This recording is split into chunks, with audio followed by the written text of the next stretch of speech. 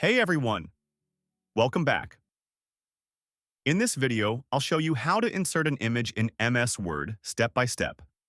By the end of this tutorial, you'll know how to ADD, edit, and style images in your document easily. So, let's get started. First, open MS Word on your computer. Now go to the Insert tab at the top of the screen. Next, click on the Pictures option. It will ask you where you want to choose the picture from. Click on This device. Now, select the picture you want to insert, and then click on Insert. As you can see, the picture has been added successfully to your document.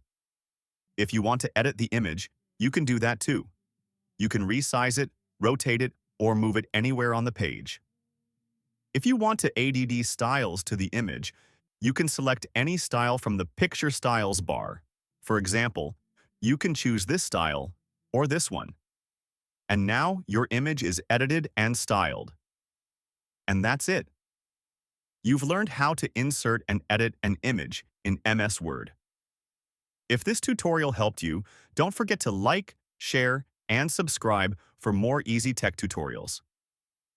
Thanks for watching, and I'll see you in the next video.